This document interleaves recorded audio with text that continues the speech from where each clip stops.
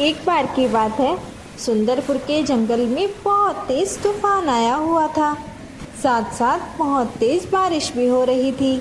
सारे पक्षी अपने अपने घरों में ही थे। उसी जंगल में लाडो अपने पति और बच्चों के साथ रहती थी। उसका घोंसला थोड़ा कच्चा था। उसने जितना भी अनाज इकट्ठा किया था, अब वो खत्म होने वाला था। लेकिन बारिश रुक ही नहीं रही थी। अजी, सुनते हो? हमारे घर में जो अनाज रखा है वो खत्म होने वाला है। अगर ये खत्म हो गया तो मैं अपने बच्चों को क्या खिलाऊंगी? अरे भाग्यवान, तुम क्यों परेशान हो रही हो? तुम बिल्कुल भी चिंता मत करो। मैं अभी जाकर थोड़ा अनाज ले आता हूँ। जब तक ये अनाज बच्चों को खिला दो, मैं अभी थोड़ी देर में आ जाऊँगा। ठीक है, आप आराम से जाना। अभी बारिश बहुत तेज हो रही है, कहीं आप इस तूफान में फंस न जाओ। अरे लाडो, तुम मेरी चिंता मत करो। मैं बाहर जाकर अभी आता हूँ। हम दोनों में से किसी एक को तो जाना ही पड़ेगा। ये कहकर लाडो का पति अनाज लेने के लिए बाहर चला जाता है। लाडो घर में जो अनाज रखा हुआ था वो बच्चों को खिला देती है और बाहर देखने लगती है। अजी, आप कहाँ हैं? कितनी देर हो गई? आप ठीक तो हैं? पता नहीं इनको अनाज मिला भी है या नहीं। मन बहुत परेशान हो रहा है। दूसरी तरफ मीनू मौसी अपने घर में गरम गरम जलेबियां बना रही थी। उसकी खुशबू जंगल में चारों ओर फैली हुई थी। अरे वाह, इस बारिश में जलेबी खाने का तो मजा ही कुछ और है। मैं तो पेट भर के जलेबी खाऊंगी। दूसरी ओर एक शिकारी पंछी आकाश में शिकार ढूंढने के लिए निकला हुआ था, लेकिन बारिश की वजह से उसे कोई शिकार नहीं मिला था। वो थककर एक पेड़ पर आकर बैठ जाता है। वहाँ पर उसे मीनू मौसी के जलेबी की खुशबू आती है, जिसे सूंघता सूंघता वो मीनू मौसी के घोंसले के पास आ जाता है। अरे, ये खुशबू कहाँ से आ रही है? ये तो बहुत ही अच्छी खुशबू है। मेरा तो पेट पागल हो गया। मैं जब तक इसको खा नहीं लूँगा मुझे चैन नहीं पड़ेगा। लगता है ये खुशबू इसी घर से आ रही है। देखता हूँ इस घर में कौन है। चील घर के अंदर चला जाता है। मीनू मौसी चील को देखकर थोड़ा घबरा जाती है। ए चिड़िया, तू ये क्या बना रही है जिसकी खुशबू सारे जंगल में फैली हुई है? मुझे ये खाना फटाफट दे दे, वरना मैं तुझे अभी मारकर खा जाऊंगा। अरे नहीं चील भाई, आप मुझे मत मारो। आपको जो भी खाना है खा लो। ये सारा खाना मैं तुम्हें ही दे दूंगी। मुझे ये जलेबियाँ वैसे भी पसंद नहीं। मैं तो वैसे भी बूढ़ी हो चुकी हूँ। मैं इन्हें खाकर क्या करूँगी? हाँ हाँ, ठीक है ठीक है, ज़्यादा मत बोल, वरना तुझे अभी मार डालूंगा। और जा, मैं तुझे नहीं मारूंगा। वैसे भी मैं बूढ़ी चिड़िया का शिकार नहीं करता, उनमें सिर्फ हड्डियाँ ही होती हैं। अभी के लिए तो मुझे ये जलेबी दे दे। शिकारी पंछी सारी जलेबियाँ खा लेता है। मीनू मौसी मन ही मन बहुत घबरा रही थी। हे भगवान, ये मुसीबत कहाँ से आ गई?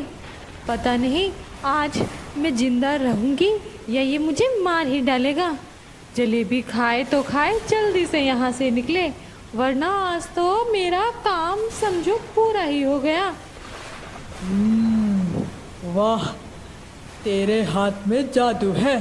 ये जलेबी खाकर मज़ा आ गया। जा, मैं तेरी जान बख्श देता हूँ, पर उसके बदले में तुझे मुझे किसी चिड़िया का पता देना होगा। मुझे चिड़िया का मांस खाने का बड़ा मन कर रहा है। देख चिड़िया, अगर तू झूठ बोलेगी तो मैं तुझे अभी मार डालूंगा। चील भाई, मैं आपसे क्यों झूठ बोलूँगी? और इस जंगल में किसकी इतनी हिम्मत है जो आपसे झूठ बोले? आप सीधे चले जाना, वहाँ पर 2 घोंसले हैं, एक रानो चिड़िया का जो अकेली रहती है और दूसरा भूरा कौवा का जो अपनी बीवी के साथ रहता है। ए चिड़िया, मैं कौवे का मांस नहीं खाता और अकेली चिड़िया से मेरा क्या होगा? मुझे तो कोई ऐसा घर बता जहाँ चिड़िया और उसके बच्चे भी हों, जिससे मेरा पेट भर जाए। और हाँ, चल चल जल्दी बता, वरना मैं तुझे अभी मार डालूँगा। नहीं नहीं नहीं नहीं चील भाई, मैं आपको अभी बताती हूँ। आप ना एक काम करो, नदी के उस पार चले जाओ, वहाँ पर लाडो अपने बच्चे और पति के साथ रहती है। वो आपको मिल जाएगी और उसका शिकार करके आपका पेट भी भर जाएगा। ये तो तूने सही कहा। चल, मैं जा रहा हूँ। अगर तूने मुझे गलत बताया तो मैं आकर तुझे मार डालूँगा। चील वहाँ से चला जाता है। हे भगवान, अच्छा हुआ मैंने लाडो का घर गलत बता दिया। अब फटाफट मुझे इस घर से जाना होगा, वरना वो वापस आकर देखेगा और मुझे मार ही डालेगा। मीनू मौसी भी वहाँ से चली जाती है। उधर लाडो का घोंसला बहुत कमज़ोर था। तेज़ तूफान की वजह से पानी उसके घर में आने लगा। माँ, हमारे घर में पानी टपक रहा है, हमारा घर थोड़ी ही देर में टूट जाएगा। हाँ मेरे बच्चों, मैं भी इसी बात से परेशान हूँ। हम लोग एक काम करते हैं, यहाँ से निकलकर दूसरे पेड़ पर बैठ जाते हैं। वो लोग अपने घोंसले से निकलकर दूसरे पेड़ पर बैठ जाते हैं। थोड़ी देर में उनका घोंसला टूट जाता है। अच्छा हुआ हम समय रहते बाहर निकल आए, पता नहीं आज क्या हो जाता। बच्चों के पापा भी अभी तक नहीं आए हैं, पता नहीं कहाँ फंस गए। अब मैं अकेली क्या करूं? माँ, अब हम क्या करेंगे? हमारा तो घर भी टूट गया। नहीं मेरे बच्चों, तुम परेशान मत हो। मुझे बच्चों को लेकर कहीं और जाना होगा। अगर ये इसी तरह बारिश में भीगते रहे तो ये बीमार पड़ जाएंगे। लाडो अपने बच्चों को लेकर एक पेड़ के पास चली जाती है, जिसका तना खाली था, और वो उसके अंदर जाकर बैठ जाती है। उस घोंसले में कोई भी शिकारी पंछी नहीं आ सकता था। थोड़ी ही देर बाद मीनू मौसी लाडो के घर पहुंचती है और वो देखती है कि लाडो वहाँ पर नहीं है और उसका घोंसला भी टूटा हुआ है। हे भगवान, लगता है चील को उसका घर पता चल गया। उसने बच्चों और लाडो को मार डाला। हे भगवान, मैं कैसी दोस्त हूँ?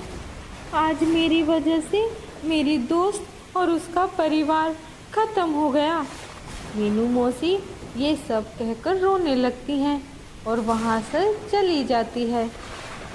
अगर आप लोगों को इस कहानी का नेक्स्ट पार्ट देखना है तो वीडियो में कमेंट करें और इस वीडियो को ज़्यादा से ज़्यादा लाइक, शेयर और सब्सक्राइब करें।